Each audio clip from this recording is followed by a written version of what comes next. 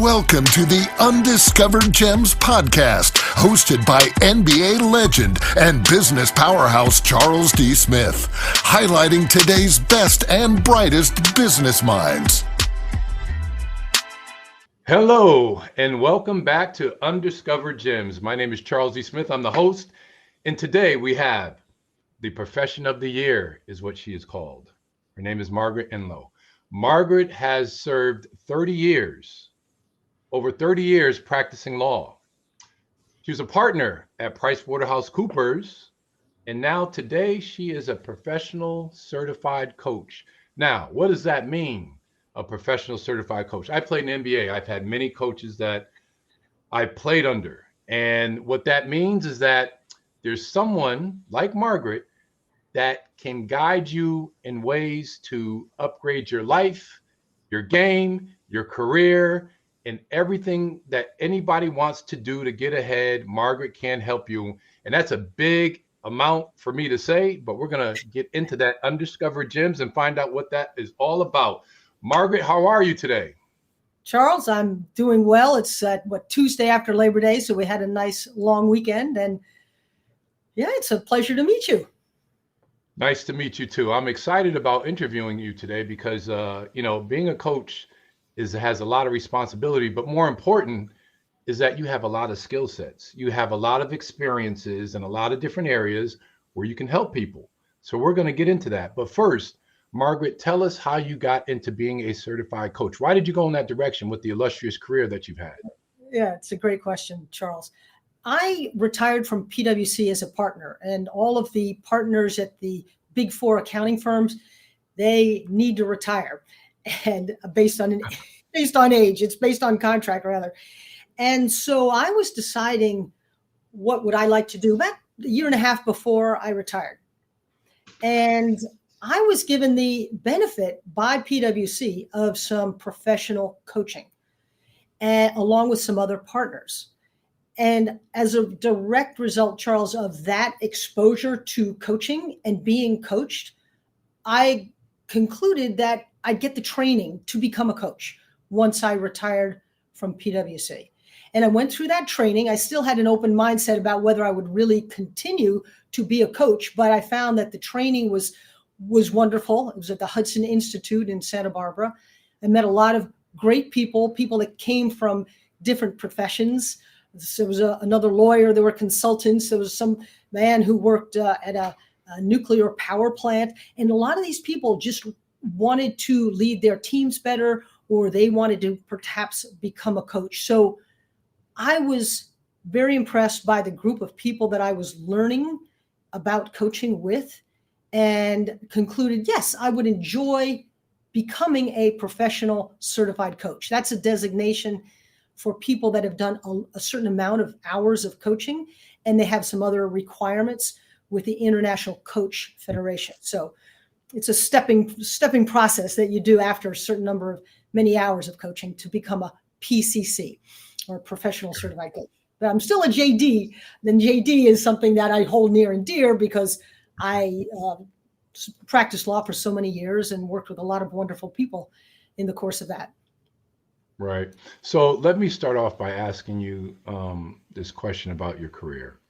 Many people coach others, but sometimes, let's take it from a corporate standpoint. Let's look at the executives. Executives have a tendency to coach, their direct reports in many ways. Yeah. But I'm not going to give you the answer. Tell me what you think the best way is for an executive to coach their direct report. I would say they need to have a real interest in the direct report advancing, learning something from their coaching. They have to go in with a very positive mindset about this person they want to coach, as opposed to, they're not doing anything right. I got to go spend time with them, make sure they don't mess up next time. See, right. There's a big difference.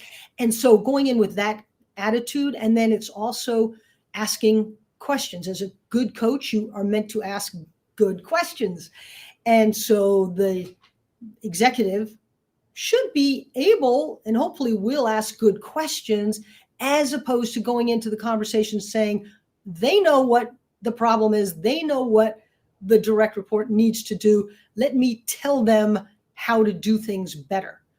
So it's asking questions. And then another thing that executives have a very hard time at, especially as they go up the ladder, is listening.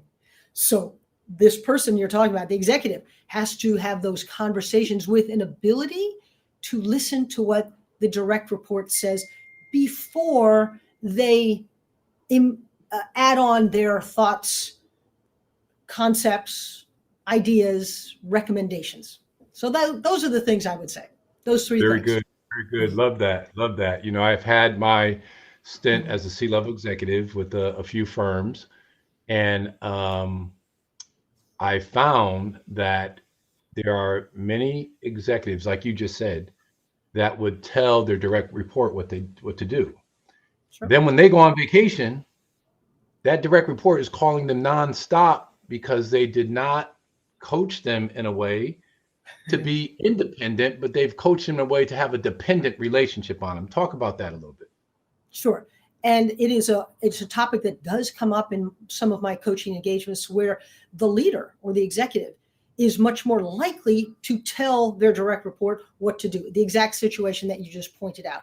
So there again, the executive or the leader of the team needs to talk to their direct report, understanding that it's a method for the direct report to learn, but they're going to learn more if they do things, as opposed to being told, this is what you need to do.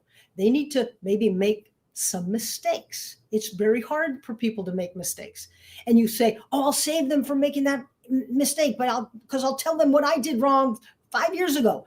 Well, the direct report is much more likely to learn and not have to call the executive while they're on vacation if the executive has given them some leeway to do things on their own, maybe, with some support and some ideas, recommendations, but they have to give them the runway to go do.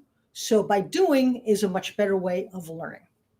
Sure, you let them trip, but not necessarily let them fall. But so now accountability. When you look at, now you have a sports background. When you look at accountability, it's at an all-time high in sports. If you're not accountable very quickly for your own actions, you'll be crucified by your teammates, especially when you're on a very good team. But in corporate, you find that some people, when something goes wrong, they quickly pass the buck, and they have the ability to do that and put it on a direct report, put it on someone else. How can an executive, a C-level executive, get to the top without or with being accountable? Because that's a big deal, I think, in corporate America today. Yeah, lack of accountability. Lack of accountability. So the people who get to the C-suite who are doing a good job feel a sense of accountability for handling things well, handling people well. If they haven't done that on a fairly consistent basis, Charles, I would suggest that they're not going to be in that role, that senior level role, very long. But there are a lot of people that a senior executive can pass the buck to and say, they didn't do this right. I told them I needed it by yesterday.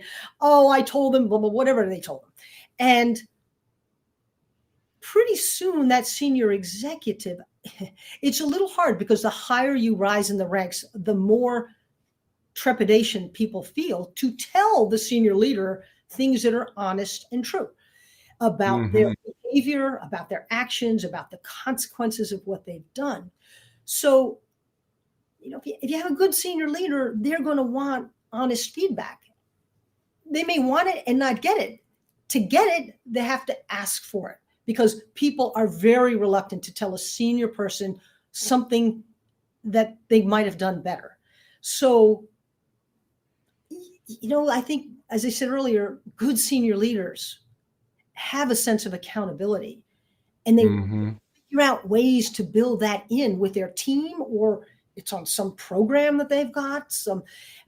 And after a while, the ones who don't feel accountable, who don't absorb and take in information from their people surrounding them, people they've delegated with certain tasks or ideas, then it's going to be pretty clear that those people are not long for their position.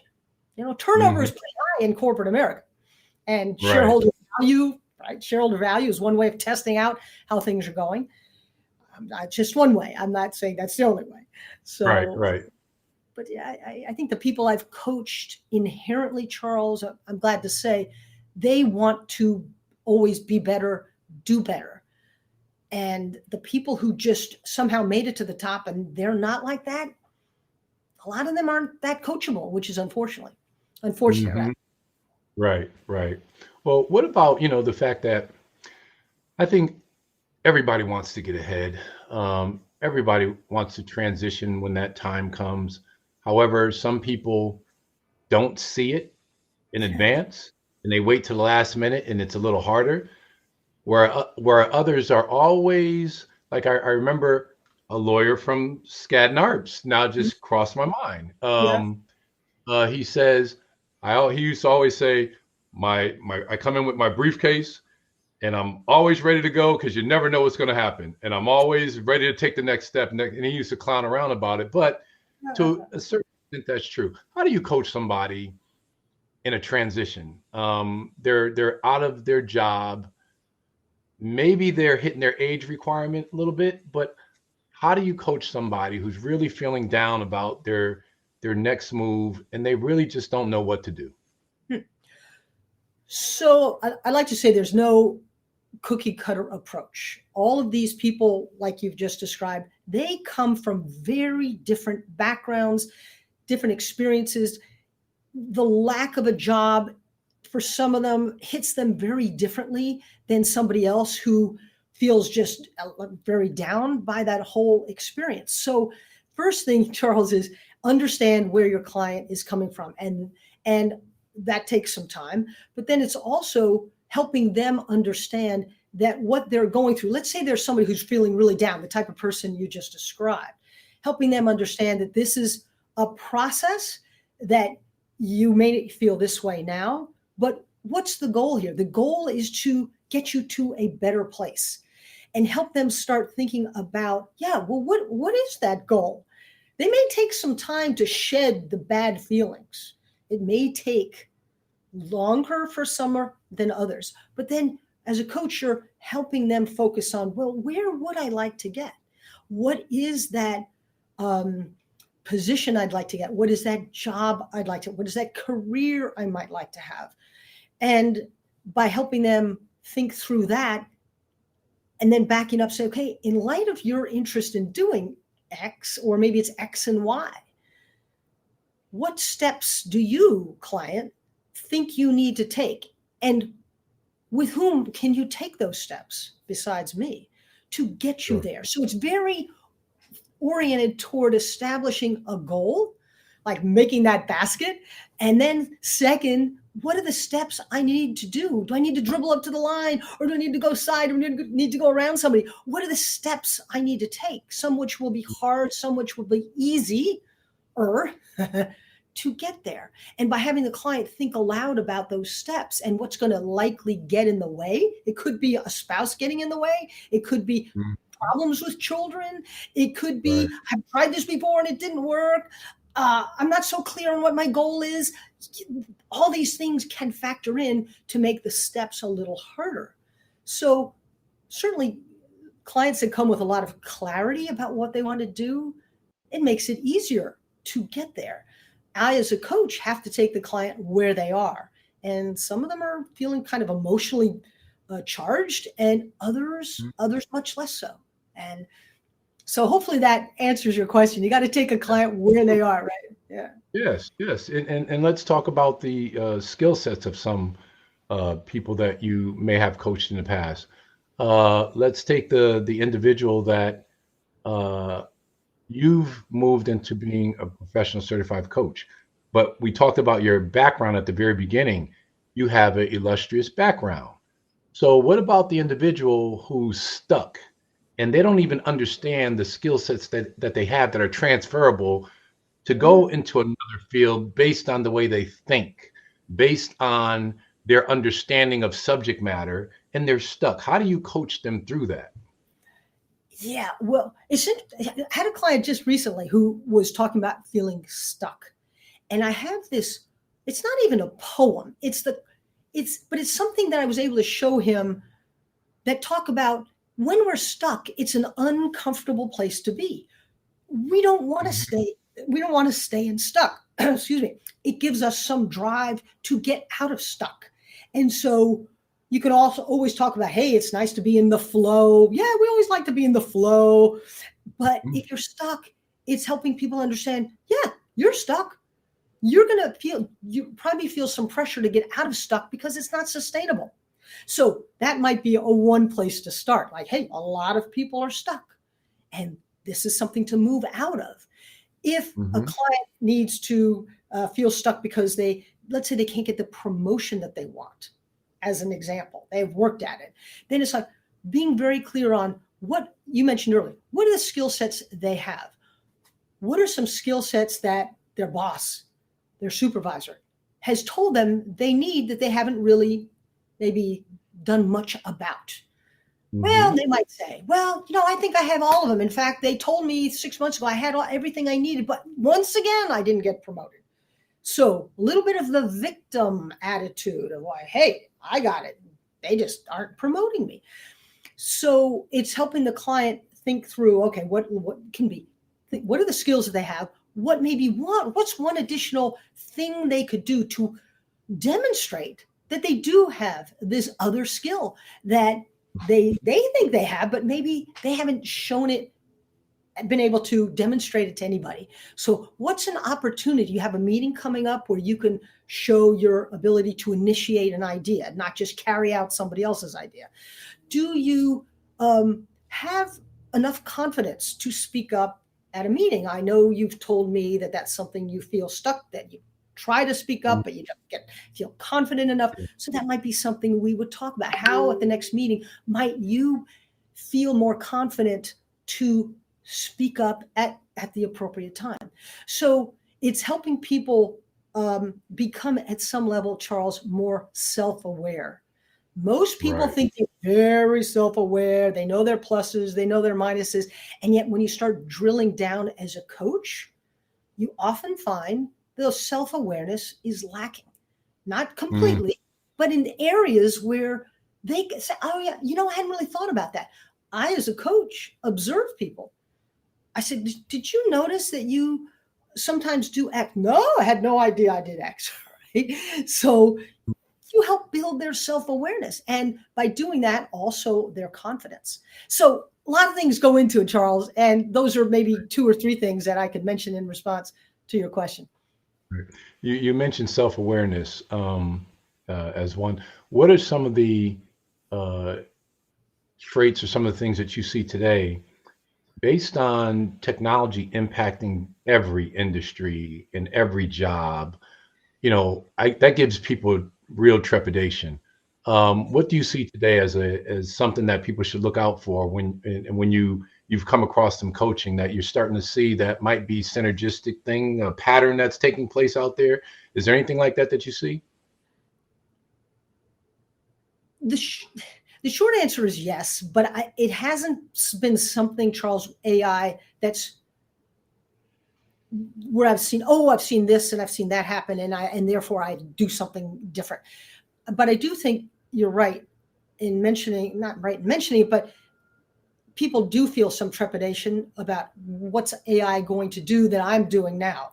And nobody has come to me and said, oh, I'm really nervous about AI taking over my job. You might be nervous in certain industries, but not so much the senior people and professionals that I work with. They know they have a skill set that, hey, maybe in 5, 10, 15, 20 years might at some level be duplicated, but they know it's their brain, their thinking power, and analysis and getting out of tough situations and having difficult conversations. These are things that AI hasn't quite caught up with. So, I can see a store clerk, for example. I haven't coached any store clerks being concerned that the robot is going to start delivering the the whatever in aisle X to the customer. And what am I supposed to do now? But the lawyer, I coach a lot of lawyers, and I haven't felt that. I coach other professionals too, but I personally haven't felt that yet. Right. So Margaret, what makes you, what are your differentiating factors? What makes you different from other coaches in the field that you're working in? What makes you great? What makes me great? I love that question. One thing that I think is a differentiator, Charles, is that I did practice law, as you mentioned, over 30 years. And there are a lot of coaches who don't enjoy the practice of law. And they say, oh, I like working with people. And many of them are becoming coaches. And I actually love the practice of law. I enjoyed all of it. I was associate at Skadden Arps. That was heavy duty, working as associate, late hours, but I still have really good relationships with people I worked with then. At PwC, I was working in an environment where there were a lot of senior women doing senior roles. I liked the responsibilities I had. I interacted with a lot of attorneys at different law firms around the country, some even abroad. So I bring over 30 years of practice to my coaching that I think many coaches who coach attorneys don't bring. So that's one thing. The other, which is a little different, Charles, but I know you played basketball and you probably still enjoy it in many different respects. I like to play sports, and a lot of coaching is helping people take action. And sports is all about taking action. So it comes sort of from my ethos to helping people in a good way think through not only their goals and what some of their issues are that they are troubled by or working on, but a lot of my energy, I don't know if you sense a little enthusiasm here, but getting into, hey, what are we going to do about that? What are you going to do about that? What do you think you should do about that? And helping them think through, I'm not imposing it on them, what action steps they want to take to accomplish that goal. And I guess a last thing I might say is I enjoy interacting with people a lot. And I enjoyed that during my practice of law. I enjoy it now. And I think people sense, as I mentioned, alluded to earlier, my enthusiasm. I have a lot of energy. I'm upbeat. I'm a glass half full kind of person for sure. And I think a lot of coaches, frankly, are like that as well. But that's part of who I am. And I wouldn't even call it a differentiator, but that's who you get if you work with somebody like me. No, that's great, because, there are a lot of professional sports coaches out there that are uniquely different. I say that when I think of Belichick, when I say that, kind of dry, but very intentional about his words and very pragmatic about what he does. And it works for him. Where Greg Popovich is very colorful and let's just get it done and have a good time and win. So when you're looking at these lawyers that you're coaching, some might need a Belichick and some might need a Popovich. How are you able to juggle that and get them to where they need to be? Because there's different character traits that you run into.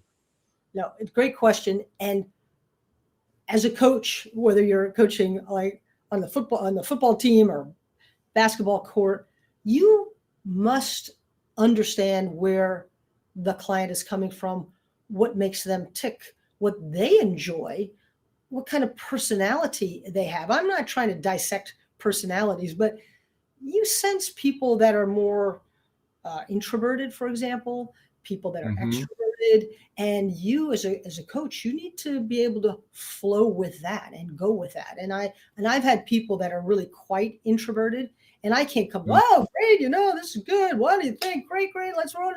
No, that would not work for them so well. So I'd like to think, even though that's my personality, that I can adapt like a Bella. Yeah, different coaches, different clients, that I adapt well to the client. I will say that if a client is just consistently down in the dumps, depressed, then I might say, I'm not sure I'm the right coach for you. Or on a few clients, have you ever considered therapy? Interestingly, many of my clients have had therapy. So, sometimes they're doing therapy when they're talking to me, and other times they've had it and now they want to work with a coach for good reasons. So anyway, I'd like to think I do adapt, and yes, there are different coaches for different situations. Right. Let's talk about some character traits you mentioned. What about resiliency? I think the best clients might be the clients that you coach that are resilient. That's just my thoughts, maybe not. But what are some of the character traits you see that attach to your coaching style, and you can easily move them because they have certain traits that work with your style? Resilience is a huge benefit. If you're naturally resilient, it's just so helpful. Think of the people coming out of the pandemic. How many articles were written on how to be resilient, and for good reason.